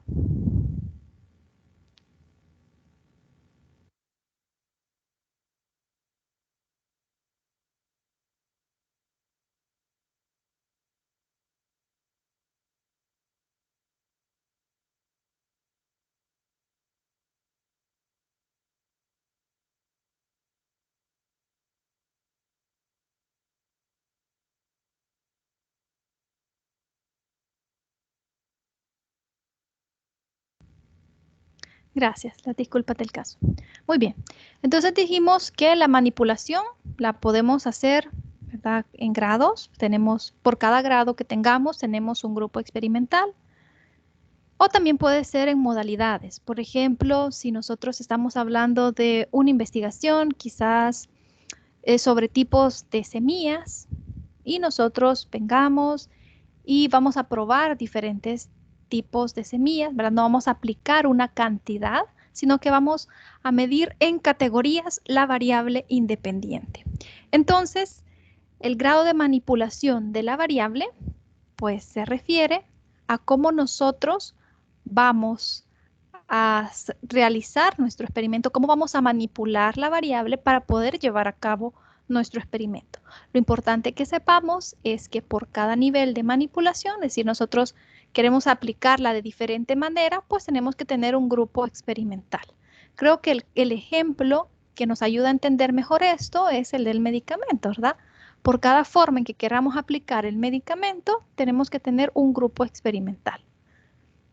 Y ahí tenemos cómo vamos en un experimento a manipular la variable independiente para medir el efecto en la variable independiente, que es el segundo requisito. El segundo requisito, como ya habíamos visto en este esquema, es que la variable que se mide es la variable dependiente. Vamos a estar siempre manipulando la variable independiente y esta es la que va a ir cambiando dependiendo del grupo experimental, ¿verdad? O cómo nosotros decidamos hacer el experimento. Y la variable que vamos a estar midiendo es la variable dependiente. Ahora, si nosotros elegimos 2 grados de manipulación, solo vamos a medir la presencia y la ausencia de la variable independiente. Y entonces solo vamos a tener 2 grupos, un grupo experimental y un grupo de control. El grupo experimental, después de recibir o estar bajo la influencia de la variable independiente, pues lo medimos, ¿verdad? Ya sea hacemos una prueba, medimos los resultados y también medimos el grupo de control. Y comparamos los resultados para ver si hay una diferencia significativa entre el grupo que estuvo siendo o a quien se le aplicó el estímulo o el tratamiento experimental y al grupo que no se le aplicó. Pero lo que vamos a medir es en base a nuestra variable dependiente. Si estamos hablando de una enfermedad y de un tratamiento médico, entonces si realmente mejoraron significativamente los síntomas de la enfermedad en el grupo experimental que fue el que recibió el tratamiento médico. Y el tercer requisito tiene que ver con la validación interna de la situación experimental. ¿A qué se refiere la validación interna? Ahora sí, veámoslo. Es el grado de confianza que tenemos en que los resultados de nuestro experimento los interpretamos correctamente y que los resultados son válidos. Lo que podemos ver en ese esquema, aquí tenemos unas X que son variables extrañas o son fuentes de invalidación de nuestro experimento y las apartamos para que no contaminen, por así decirlo, nuestro experimento. Estas X pueden ser variables que son otras posibles causas del problema, pero no queremos que sean una influencia en el efecto que nosotros queremos medir de nuestra variable independiente, que es la que vamos a manipular, que es la que nosotros queremos medir si está haciendo un efecto en la variable dependiente. Entonces, cuando hablamos de validación, pueden haber estas variables extrañas que puedan alterar nuestros resultados de nuestro experimento. Por eso es importante que nosotros tengamos un grado de control del experimento. Y por eso aquí vemos una flecha que dice que controlamos su influencia, es decir, que estas fuentes extrañas o variables extrañas fuera de nuestro experimento no afecten nuestros resultados. ¿Cómo hacemos nosotros para poder mantener el control de nuestro experimento y así tener esta validación interna? Vamos a responder esa pregunta. ¿Cómo lo logramos? Dos cosas para lograr el control del experimento y que causas externas no nos afecten. El primer paso es tener varios grupos de comparación. Y el segundo es tener equivalencia de los grupos en todo. ¿Qué significa eso? Bueno, si tenemos varios grupos de comparación, entonces vamos a poder ver los resultados. Vamos a tener un grupo experimental, un grupo de control para saber si realmente los resultados son en base a la manipulación de nuestra variable independiente y no en base a otras causas externas. Por eso es importante que tengamos varios grupos de control. Por ejemplo, si se quiere hacer un experimento sobre la efectividad quizás de un fertilizante en el crecimiento de una especie de plantas, entonces tendríamos que tener varios grupos, dependiendo si queremos aplicar el fertilizante en diferentes cantidades o en una sola cantidad, pues ahí vamos a ver el grado de manipulación, ¿verdad? Si solo vamos a medir la presencia o ausencia del fertilizante, sería un grupo experimental y un grupo de control. Pero si queremos aplicar el fertilizante en diferentes cantidades, necesitamos un grupo experimental por cada cantidad y un grupo de control al que no se le aplique. Entonces, al tener varios grupos, eso nos permite comparar los resultados con nuestro grupo de control, ¿verdad?, al que no se le aplica el tratamiento experimental. Y esto nos ayuda a mantener en control nuestro experimento. Si solo realizáramos un experimento con un grupo, pues realmente no tendríamos una validación interna, porque ¿con qué lo comparamos? ¿Realmente solo le está afectando la variable independiente que nosotros manipulamos o no? No lo sabemos porque no tenemos punto de comparación. Por eso es importante, para mantener el control del experimento y la validación interna, que tengamos varios grupos, o al menos dos, uno experimental y otro de control, para tener un punto de comparación. Ese es el primer punto. Y luego dice que se necesita una equivalencia de los grupos en todo, en el sentido que los grupos deben ser lo más similares posibles para evitar que estas variables extrañas afecten a ciertos individuos y afecten los resultados. Por ejemplo, imaginémonos que queremos estudiar programas educativos de televisión que mejoran el aprendizaje en los niños. Entonces tenemos dos grupos, un grupo de niños al que se le enseña con programas educativos televisivos y a otro que se les enseña de la forma tradicional. Entonces ya hacemos la comparación, cumple con el primer requisito, que tenemos varios grupos para comparar, pero no mantenemos una equivalencia de los grupos. Puede ser que el primer grupo de niños sean más aplicados, más inteligentes que el segundo grupo de niños. Entonces, puede ser que los resultados se vean alterados por esas causas externas o esas variables externas que nosotros no queríamos medir. Solo queríamos ver a los que están aprendiendo con programas televisivos y los que están aprendiendo de la forma tradicional. Pero no tenemos equivalencia de los grupos. Los niños no eran similares, los grupos de niños no eran similares. Por tanto, las variables extrañas o variables externas van a afectar los resultados de nuestra investigación. Por eso es importante que para mantener la validación interna del experimento haya una equivalencia inicial de los grupos en todo, que sean bastante similares. Puede ser ahora entonces que nos preguntemos, ¿y cómo puedo lograr esa equivalencia de los grupos? Que los grupos sean similares para que esto no afecte el resultado de mi experimento y pueda mantener el control de mi experimento. Un método que es muy eficaz para lograr la equivalencia en los grupos es la selección aleatoria. Ustedes van a hacer un experimento, van a tener un grupo experimental y un grupo de control y los van a elegir de forma aleatoria. Entonces, pues las probabilidades nos aseguran que estos grupos van a ser equivalentes. Lo que sí tenemos que tener cuidado es que los grupos no sean demasiado pequeños. Mínimo de 15 cada grupo para que no afecte tanto la equivalencia inicial. Entre más grandes son los grupos y se eligen de forma aleatoria, entonces con más seguridad está dada la validación interna porque los grupos son lo más similares posibles si se eligen de forma aleatoria.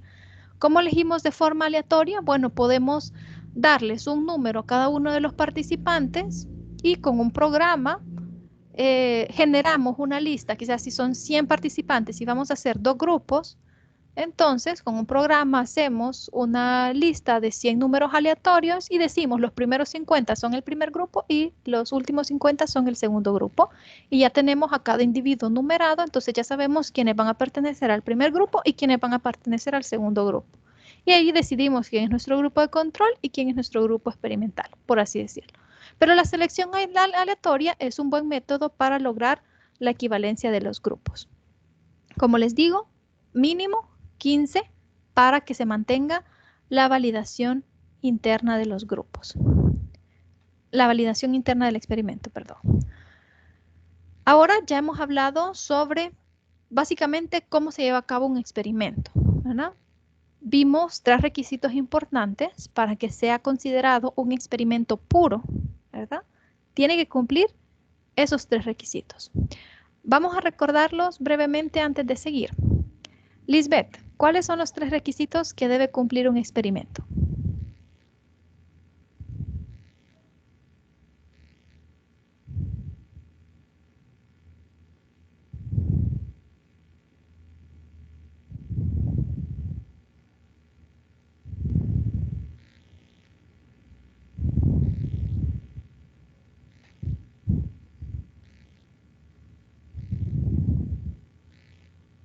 Veamos. ¿Quién le ayuda?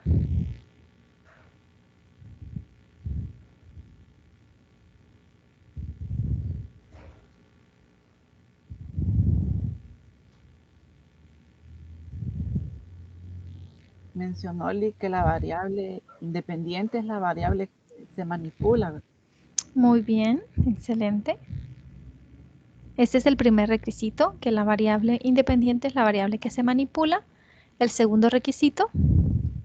La variable que se mide sería la variable dependiente. Excelente, la variable que se mide es la variable dependiente. ¿Y el tercero? Parece que dijo que se debe llevar una validación interna de la situación experimental. Excelente. ¿Y cómo mantenemos el control y aseguramos la validación interna del experimento, Sofía?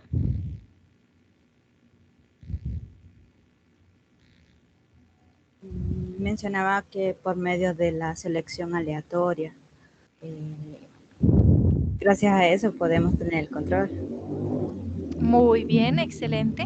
La equivalencia de los grupos, es decir, que los grupos sean similares, lo logramos gracias a la selección aleatoria. Excelente, ese es lo primero. Pero también tenemos que tener varios grupos de comparación, porque para mantener el control y la validez interna y saber que no hay ninguna variable extraña que esté afectando los resultados, no podemos tener solo un grupo al que vamos a aplicar el tratamiento experimental, sino que tienen que haber dos grupos, uno experimental y uno de control como mínimo, pueden ser más grupos experimentales, porque si solo tenemos un grupo y a ese le aplicamos el tratamiento experimental, pero no tenemos ningún punto de comparación, no vamos a saber si realmente fue el tratamiento experimental lo que causó el efecto o fueron otras variables externas, otras causas extrañas, ¿verdad? Fuente de invalidación. Así que esos son los dos requisitos, que tengamos varios grupos de comparación y que mantengamos la equivalencia por medio de la selección aleatoria. Excelente, Sofía. Vamos a seguir hablando entonces. Dijimos que los diseños experimentales se dividían en 3 subcategorías. Tenemos primero los preexperimentos. Los preexperimentos se llaman así porque el control que se tiene sobre ellos es mínimo y no cumplen con todos los requisitos para que se consideren un experimento puro. Entonces, por eso es un preexperimento. Tenemos dos casos. Tenemos el estudio de casos con una sola medición y el diseño de prueba por prueba con un solo grupo. El primero, el estudio con una sola medición, se refiere a que vamos a tener un solo grupo y le vamos a administrar un estímulo y después vamos a aplicar una medición de una o más variables y vamos a observar los resultados. Por ejemplo, imagínense que estamos investigando una variable que tiene que ver con el aprendizaje de los estudiantes y queremos poner en práctica una metodología de enseñanza con un grupo de estudiantes. Ese sería el estímulo. Lo vamos a aplicar sobre un solo grupo, el estímulo, esa nueva metodología, la aplicamos y después medimos los resultados mediante quizás una prueba a ver qué pasó después de la aplicación del estímulo.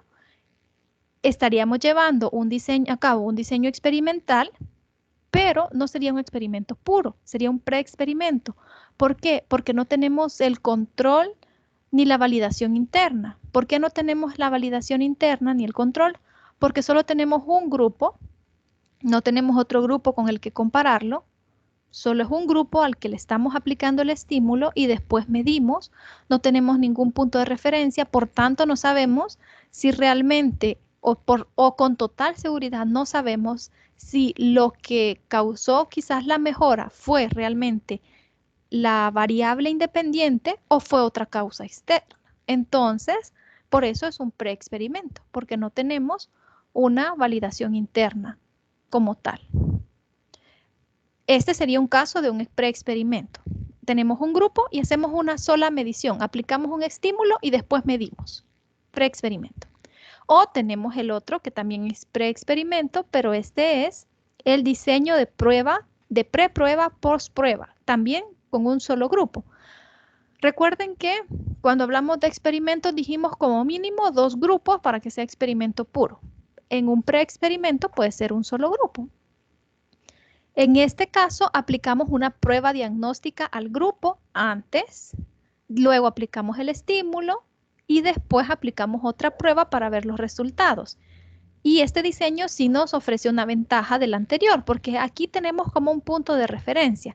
Cuando aplicamos la prueba diagnóstica o la prueba antes de aplicar el estímulo, nos permite comparar, ¿verdad?, cómo estaban antes y cómo están después de el estímulo que recibieron, ¿verdad?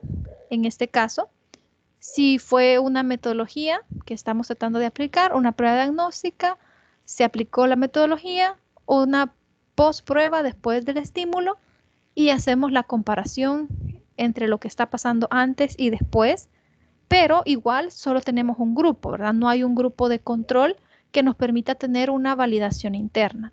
Por tanto, también se considera un preexperimento, solo estamos haciéndolo con un grupo. Y en este caso, los preexperimentos, debido a que no nos aseguran la validación interna, no nos permiten determinar las causas, porque no tenemos un grupo experimental y un grupo de control con que compararlos. Entonces no podemos decir a ciencia cierta, sí, esta es la causa de por qué mejoró. No, no sabemos. Puede ser que haya sido otra variable extraña que haya estado afectando también. Por tanto, los experimentos no nos indican o no nos ayudan a determinar causas, pero sí nos pueden dar mucha información.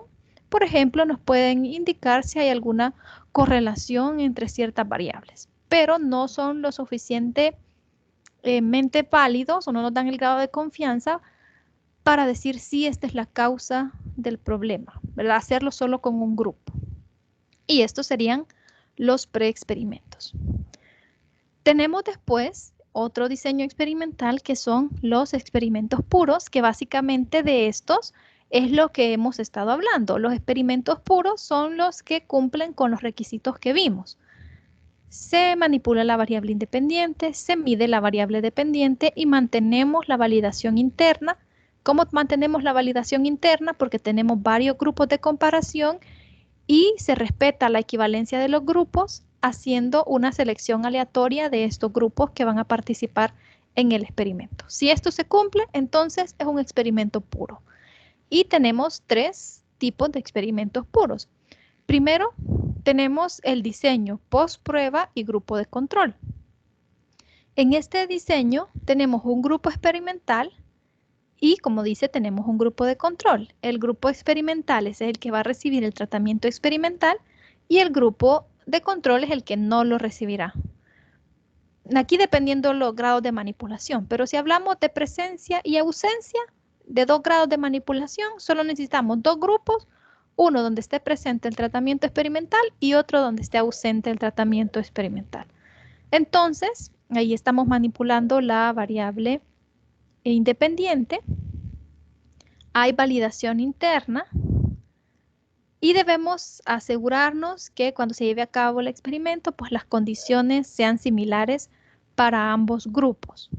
Después de aplicar el tratamiento experimental o aplicar el de estímulo, vamos a medir la variable dependiente y observar los resultados. Observamos los resultados y comparamos para ver si hay o se produjo algún efecto significativo en la variable dependiente en comparación con ambos grupos, con el que recibió el tratamiento experimental y con el que no lo recibió.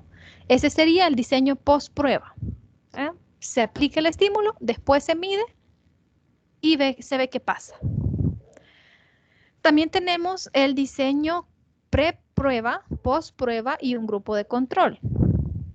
Igual, tenemos un grupo experimental, tenemos un grupo de control, aplicamos una prueba antes de aplicar el estímulo a ambos grupos, tanto al grupo experimental como al grupo de control. Se aplica el estímulo y luego se realiza otra prueba para medir los resultados de la variable dependiente. En este caso, la prueba que se aplica antes tiene el objetivo de ver qué tan similares eran los resultados en ambos grupos, en el grupo experimental y en el grupo de control, para ver si realmente hay una equivalencia entre estos grupos, con el objetivo siempre de mantener la validez interna. Entonces se aplica esta prueba diagnóstica para ver qué tan similares son y más que todo, este diseño se puede hacer cuando queremos hacer un experimento puro, pero tenemos pocos participantes. Quizás nuestro grupo experimental son 15 y nuestro grupo de control son 15. Se consideran pocos participantes. Por tanto, pudiera ser que la selección aleatoria no ofrezca tanta equivalencia inicial, o sea que los grupos no sean tan similares por la poca cantidad de participantes. Entonces se puede hacer una preprueba para ver esta similitud en los grupos y asegurarnos que se mantiene la equivalencia inicial. Si los grupos son más grandes, 50, 100, 25, entonces la asignación aleatoria con seguridad nos da una equivalencia de grupos. Y también tenemos el diseño factorial. En el diseño factorial, la diferencia es que tenemos varias variables independientes que están afectando a la variable dependiente. Entonces, tenemos varios factores. Por ejemplo, imagínense que quisiéramos investigar el efecto que cierto tipo de fertilizante y cierto tipo de riego afectan al crecimiento de una planta o de cierto tipo de planta. Entonces tenemos dos variables independientes que están afectando a una variable dependiente. Entonces haríamos un diseño factorial donde relacionaríamos este tipo de fertilizante con este tipo de riego y se lo aplicamos a un grupo. Ahora, este otro tipo de fertilizante con este otro tipo de riego a otro grupo experimental. Y así hacemos todas las combinaciones para ver cómo están afectando o cuál de estas afecta de manera significativa a la variable dependiente. Y en ese caso tendríamos un diseño factorial. Para todos los diferentes tipos de diseños existen diferentes pruebas estadísticas que podemos hacer dependiendo cómo planteemos nuestro experimento. Ahora sí vamos a plantear un experimento. Y por último, dijimos que siempre en el diseño experimental tenemos los cuasi experimentos. ¿Qué son los cuasi experimentos? Dijimos que hay en el diseño experimental pre-experimentos, experimentos puros y cuasi experimentos. Los cuasi experimentos son los que cumplen con los requisitos de un experimento, cumplen con que se manipula la variable independiente, la variable que se mide es la variable dependiente, pero y también se lleva a cabo cierta validez interna porque hay una comparación de un grupo experimental y un grupo de control, con la única diferencia del experimento puro que el cuasi experimento no tiene equivalencia inicial. Esa es la única diferencia con el experimento puro. Los demás requisitos los cumple, pero no hay una equivalencia inicial, es decir, los grupos no los elegimos aleatoriamente. Ya son grupos que están formados con anterioridad y en esos grupos son los que llevamos a cabo el experimento, sin buscar una equivalencia inicial. Por ejemplo, imagínense que estemos haciendo un experimento, vamos a hacer un experimento con estudiantes de un grado, pero de diferentes secciones. Hay 3 secciones, la sección A, B y C. Entonces, decidimos en nuestro estudio que vamos a dejar los grupos así como están. La sección A, así como está formada, la sección B y la sección C. No vamos a formar nosotros los grupos experimentales, sino que vamos a tomar los grupos así como ya están hechos. Y por tanto, no nos estamos asegurando de que haya una equivalencia inicial, porque nosotros no hemos formado los grupos de forma aleatoria, sino que los tomamos así como los niños, ya es todos los que pertenecen a la sección A, ese es nuestro grupo experimental 1, los que pertenecen a la sección B es el 2 y los que pertenecen a la C es el grupo de control. Entonces, no sería un experimento puro, aunque cumpla con todos los demás requisitos, sino que sería un cuasi experimento, porque no cumple con la equivalencia inicial.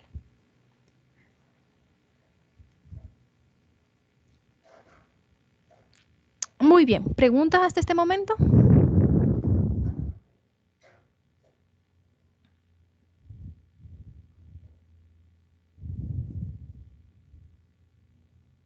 Por el momento no, licenciada.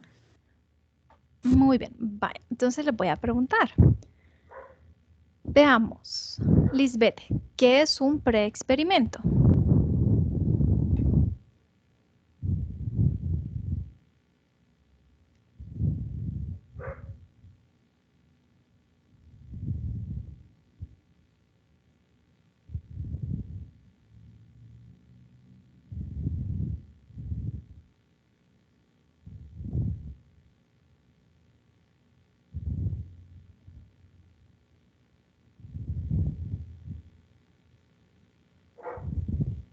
Veamos, Cristian, ¿qué es un preexperimento?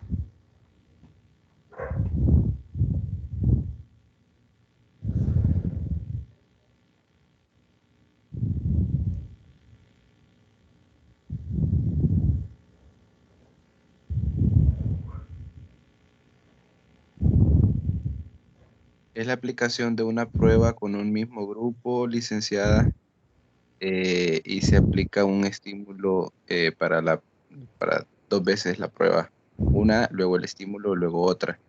Es solamente con un solo grupo. Excelente, muy bien. No se considera un experimento puro porque solo trabajamos con un solo grupo. Esa es la clave que dijo Josué. ¿Por qué? Porque para que sea un experimento puro tenemos que asegurarnos de la validez interna y con un solo grupo no nos aseguramos de validez interna. Básicamente esa es la diferencia de un preexperimento con un experimento puro que no cumple la validez interna. Cuando hablamos de validez interna, recuerden, queremos 2 o más grupos de comparación y que los grupos sean similares, que cumplan la equivalencia inicial. El experimento puro, pues es el que hemos estado hablando bastante, que cumple con los 3 requisitos, que se manipula la variable independiente, se mide la dependiente y cumple con esa validez interna, que tengamos 2 o más grupos de comparación y la equivalencia inicial. Y también vimos el cuasi experimento. Sofía, ¿qué era el cuasi experimento?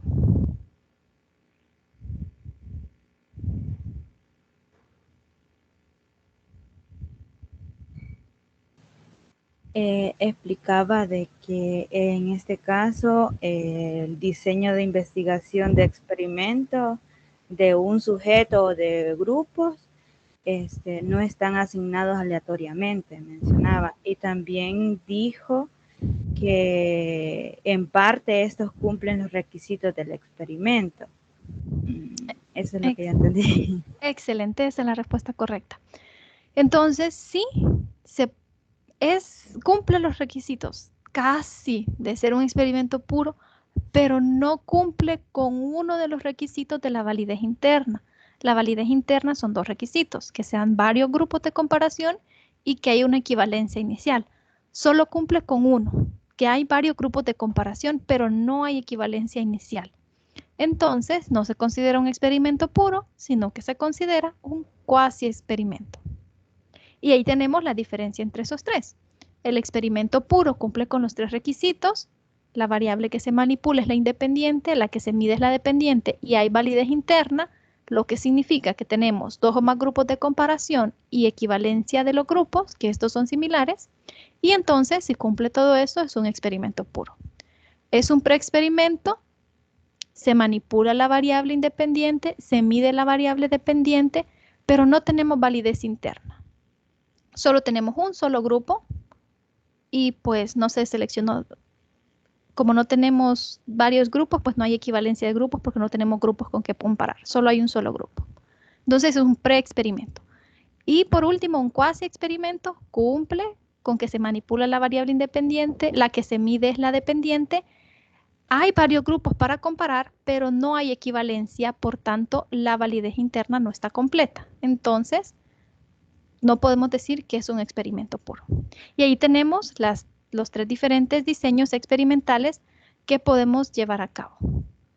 Permítanme un momento.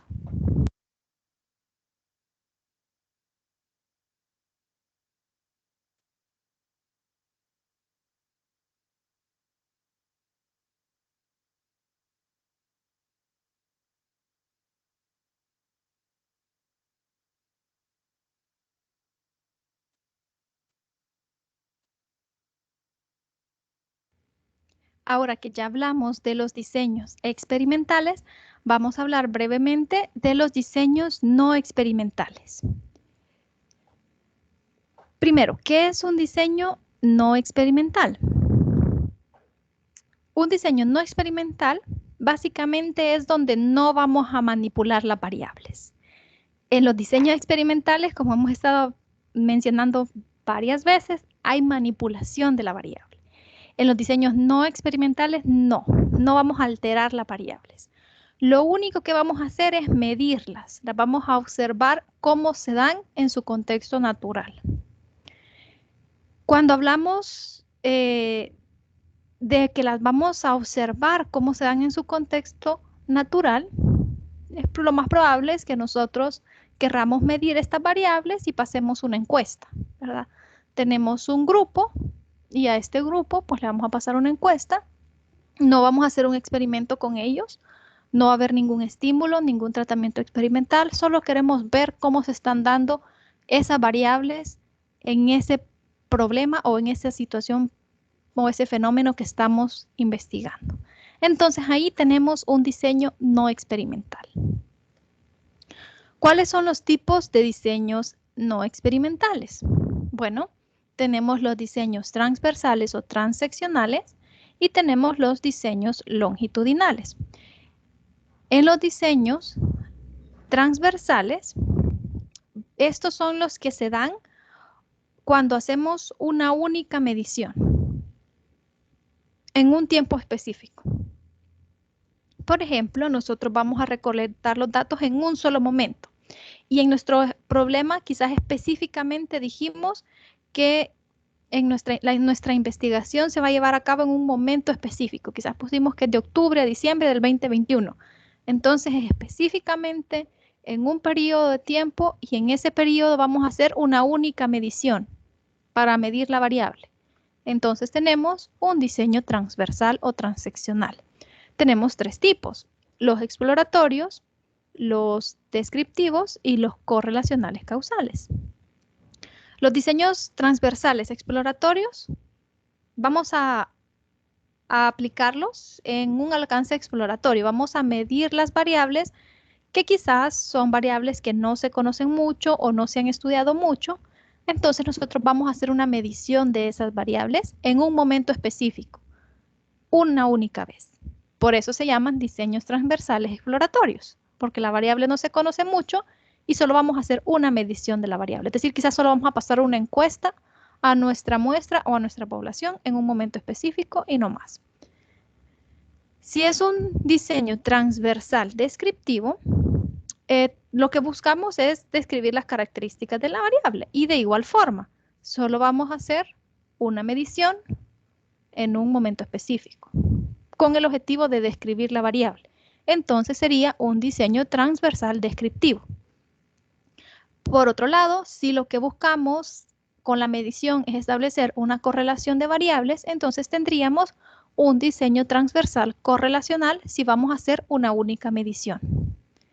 O si buscamos explicar las causas, puede ser un diseño transversal causal, pero esto dependerá de si con esa medición que hagamos tenemos los datos necesarios para aplicar pruebas estadísticas que nos permitan determinar causalidad. Pero si es posible, sí, sería un diseño transversal causal. Normalmente, y quizás por ahí van orientadas sus investigaciones, quizás algunos van a plantear algún preexperimento, quizás un experimento puro lleve mayor complejidad, pero podrían ustedes plantear un preexperimento a un grupo, quizás alguna investigación lo requiera, o ustedes elijan tener un diseño no experimental. Si ustedes deciden o se van por un diseño no experimental, que es en la mayoría de casos de las investigaciones de este tipo, van a ver si van a hacer una sola medición. Entonces, ustedes van a especificar en el avance que van a entregar próximamente si será un diseño transversal descriptivo, un diseño transversal correlacional o un diseño transversal exploratorio. Esto será dependiendo el alcance que ustedes hayan definido. Pero también tenemos los diseños que son no experimentales, pero son diseños longitudinales. En este caso tenemos longitudinales de tendencia, longitudinales de evolución de grupo y longitudinales de diseño panel. Los diseños longitudinales, a diferencia de los transversales, no se hace una sola medición, sino que se hacen varias mediciones. En los de tendencia tenemos una población y de esa población sacamos varias muestras. Entonces, en enero hicimos una medición de la variable. En febrero hacemos otra medición con otra muestra. En marzo hacemos otra medición con otra muestra. Y en abril hacemos otra medición con otra muestra. Entonces tenemos un diseño longitudinal de tendencia. Hacemos varias mediciones a través del tiempo con diferentes muestras. Similar son los de evolución de grupos. Hacemos diferentes mediciones a través del tiempo con diferentes muestras, con la diferencia que las muestras tienen que cumplir con una característica específica o estar relacionadas entre ellas con una característica específica. Y los diseños longitudinales de panel también hacemos diferentes mediciones a través del tiempo, pero de forma continua. Quizás decimos por 2 años vamos a medir mensualmente esta variable y hacemos mediciones mensuales de la variable, pero no cambiamos de grupo. Esa es la diferencia. En los otros dos anteriores, sí cambiamos la muestra cada vez que hacemos una medición. En el diseño panel, no, ¿verdad? La misma muestra es la que estamos midiendo mensualmente, quizás por 2 años, ¿verdad? Decimos medirla y tomar varias mediciones, con el objetivo de hacer pues diferentes comparaciones en base a cada medición que se va tomando de la variable, a ver cómo estas variables van evolucionando a través del tiempo. Así que, por el tipo de investigación que ustedes van a realizar, lo más probable es que ustedes se queden con un diseño transversal, por el hecho de que quizás no van a poder hacer varias mediciones para decir que va a ser un diseño longitudinal y que sea un diseño no experimental. Todo esto ustedes lo van a definir en su trabajo, ¿verdad? Que ustedes tienen un diseño quizás, si van por experimental, que tienen un diseño experimental y que será así, así, así, y todo, ¿verdad? Cómo se va a hacer el experimento y detallado y todo. Y qué tipo, si es un preexperimento, un cuasi experimento o un experimento puro. Y si es un diseño no experimental, ustedes van a detallar que es un diseño no experimental, que es transversal, que van a hacer una única medición, que será un diseño transversal descriptivo porque buscan describir las variables y pues ahí ustedes especifican el diseño de su investigación. Vamos a hablar por último cómo se relacionan los alcances con los diseños de investigación.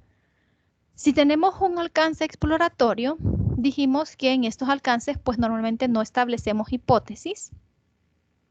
Y los posibles diseños que tenemos para el alcance exploratorio puede ser un transeccional exploratorio o descriptivo.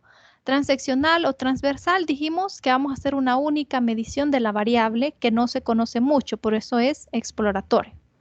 O incluso puede ser un preexperimento, por eso decía Vladimir que si él tiene un alcance exploratorio, incluso podría ser un preexperimento que cumpla.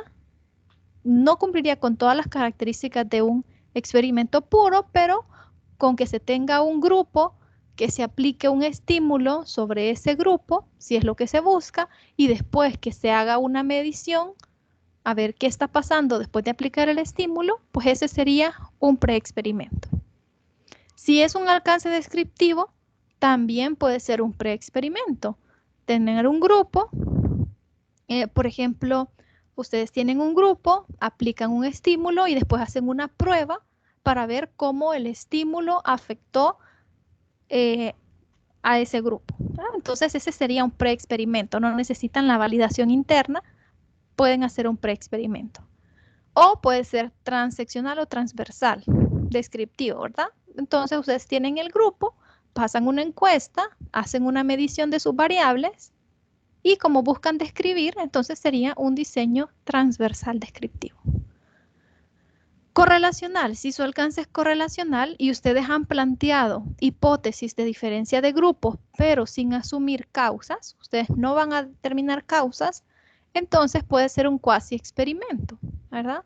Tienen un grupo experimental, un grupo de control, van a manipular una de las variables, van a ver el efecto en la otra, pero no hay una validación interna asegurada porque no hay una equivalencia de grupos, no se aseguraron de elegirlos de esa forma para que sea un experimento puro, por tanto sería un cuasi experimento. Y estarían midiendo la correlación entre las variables. También si es transeccional correlacional o transversal correlacional, es decir, hacemos una sola medición con una encuesta, y lo que vamos a medir son las variables y hacemos preguntas para ver si hay alguna correlación entre las variables. O si es longitudinal, pero tendríamos que hacer varias mediciones a través del tiempo. Si fueran diferencias de grupos o correlacional, pues tenemos los mismos posibles diseños.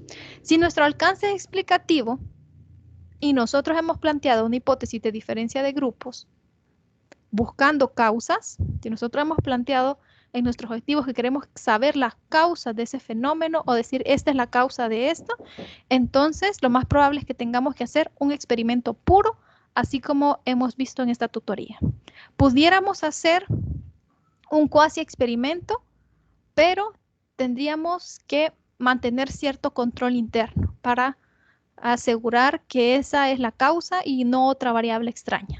Incluso podríamos hacer un diseño transeccional donde aplicamos una sola medición, pero con esa medición tendríamos que asegurarnos que tenemos los suficientes datos para hacer pruebas estadísticas que nos permitan determinar causalidad. Y también, pues, si tenemos hipótesis causales en un alcance explicativo, sería un experimento puro o un cuasi experimento, también buscando bastante la validación interna. Y eso serían, así son los posibles diseños que podemos hacer según cómo hemos planteado el alcance de nuestra investigación. Espero que todo lo que hemos discutido hoy pues les sirva mucho para el siguiente avance. Igual, cualquier duda que tengan, estoy a la orden, pueden escribirme. Y la grabación se las voy a compartir también para que la puedan revisar de nuevo y puedan recordar pues todos estos detalles importantes a la hora de que planteen toda la metodología y el diseño de su investigación, que eso ya será para el tercer avance. No sé si tienen alguna pregunta antes de que terminemos.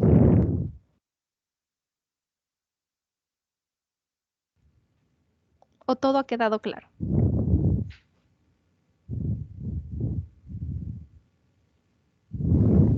Por mí todo ha quedado claro. Gracias. Excelente, muy bien. Entonces espero que ya esto lleven ustedes una idea de cuál va a ser el diseño. Ustedes quizás ya tienen muy bien definido su problema, entonces digan, ahora que vimos todo esto sobre los diseños, digan, ah, pues este es el diseño que me toca a mí, y ya puedan empezar a trabajar en eso y en sus hipótesis. Más adelante vamos a seguir viendo paso a paso todo lo que sigue. Ya cuando lleguen a las pruebas estadísticas también las vamos a ver según el diseño que ustedes hayan elegido y las hipótesis, cuáles pruebas pueden aplicar para verificar sus hipótesis. Eso lo vamos a seguir viendo más adelante. Nos quedamos hasta acá entonces y les comparto luego la grabación. Pasen feliz tarde todos. Gracias, igual.